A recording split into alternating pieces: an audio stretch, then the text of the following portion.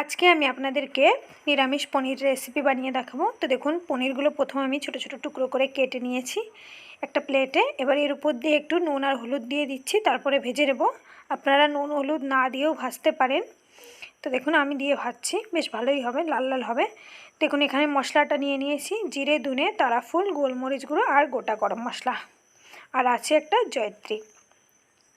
এবার এটাকে একটা শুকনো খোলায় ভালো করে নাড়িয়ে চাড়িয়ে ভেজে নিতে হবে। তো দেখুন আমি সব মশলাটা দিয়ে দিয়েছি। এবার এটাকে একটু ভালো করে নাড়িয়ে চাড়িয়ে ভেজে নেব। এটা একটা পনিরের স্পেশাল মশলা, যেটা আপনারা অবশ্যই এইভাবে বানিয়ে খেয়ে দেখবেন, দারুণ হয়। তো এই মশলাটা একটু ভেজে নামিয়ে নিয়েছি। এবার কড়াইতে দিয়ে দিয়েছি একটু তেলটা দিয়ে দিচ্ছি কিছু কাজু বাদাম। এবার কাজু বাদামটি একটু নাড়িয়ে চাড়িয়ে লাল লাল করে ভেজে নিতে হবে। তো দেখুন এর মধ্যে আমি কাজু বাদামও ভেজে নামিয়ে নিয়েছি। এবার এটার একটা পেস্ট বানিয়ে নেব। তো আমি মিক্সারে দিয়ে দিয়েছি জিরে ধনে তারাফুল গোটা গরম মশলা গোলমরিচ আর কাজু বাদাম। এবার এটার একটা পেস্ট বানিয়ে নেব। প্রথমে আমি জল ছাড়া গুঁড়ো করে নিয়েছি, তারপরে একটু জল মিশিয়ে আবারও ভালো করে মিক্সিতে ঘুরিয়ে নেব। তারপরে দেখুন এর মধ্যে লাগছে আদা, কাঁচা লঙ্কা আর টমেটো। এবার এটারও আমি একটা পেস্ট বানিয়ে নেব। তো দেখুন পেস্টটা আমি রেডি করে নিয়েছি। এবার ওই কড়াইতে আরও একটু তেল দেব। এখানে আমি সরষের তেল ইউজ করছি, আপনারা সাদা তেল দিয়েও করতে পারেন।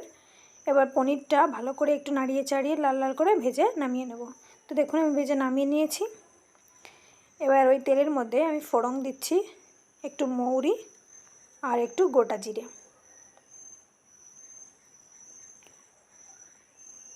ফোড়নটা একটু ভাজা ভাজা হলেই আমি এর মধ্যে দিয়ে দিচ্ছি আদা, কাঁচা লঙ্কা আর টমেটো পেস্ট। এবার মশলাটা দিয়ে একটু নাড়িয়ে চাড়িয়ে 3 থেকে 4 মিনিট মতো ভেজে নেব। দেখুন মশলাটা অনেকটাই ভাজা হয়েছে। এবার এর মধ্যে আমি দিয়ে দিচ্ছি যে গুঁড়ো মশলাটা বানিয়েছিলাম আমি, মানে তারাফুল গোটা গরম মশলা গোলমরিচ জিরে ধনের আর কাজু বাদাম। এবার এইটা দিয়ে আমি আবারও একটু নাড়িয়ে চাড়িয়ে 4 থেকে 5 মিনিট মতো লো ফ্লেমে ভালো করে মশলাটা ভেজে নেব।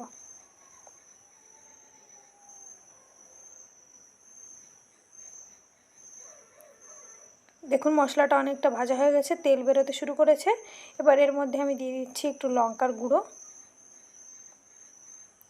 লবণ, এখানে স্বাদ মতো নুন দিতে হবে, আর দিয়ে দিচ্ছি একটু হলুদ গুঁড়ো।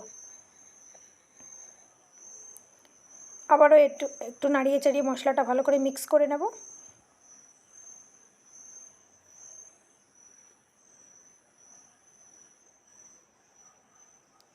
দেখুন আমার মশলাটা ভাজা হয়ে গেছে, মশলাটা দিয়ে থেকে তেল বেরোতে শুরু করেছে।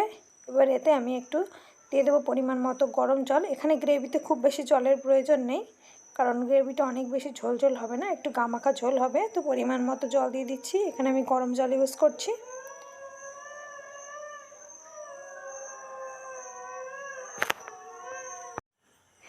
এবার জলটা ভালো করে একটু টকবক করে ফুটিয়ে নেব। দেখুন জলটা ফুটে এসছে। এবার এর মধ্যে আমি দিয়ে দিচ্ছি কিছু কাসুরি মেথি। কাসুরি মেথিটা দিয়ে ভালো করে আমি মিক্স করে নেব। এবার আমি এর মধ্যে দিয়ে দেবো ভেজে রাখা পনিরটা আমি এমনি ভেজে প্লেটে রেখে দিয়েছিলাম, কোনো জলে ভিজিয়ে রাখিনি। আপনাদের পনির যদি খুব শক্ত হয় বা রান্নার পরে যদি খেতে ভালো না লাগে, তো অবশ্যই এটা রুম টেম্পারেচার মানে হালকা গরম জলে এই পনিরগুলো ভিজিয়ে রাখবেন, তারপরে ঝোলে দেবেন। তো দেখুন আমার পনিরটা সফট ছিল, তো আমি এমনি দিয়েছি। পনিরটা দিয়ে খুব বেশি রান্না করতে হবে না, 3 মিনিট মতো ভালো করে হাই ফ্লেমে রান্না করে নামিয়ে নিলাম। তো রেডি হয়ে গেছে আমার নিরামিষ পনিরের রেসিপি। এটা অবশ্যই আপনারা একবার ঘরে ট্রাই করবেন, দারুণ হয়। যদি আমার ভিডিওটা ভালো লাগে অবশ্যই লাইক করবেন আর আমার চ্যানেলটিকে সাবস্ক্রাইব করে দেবেন।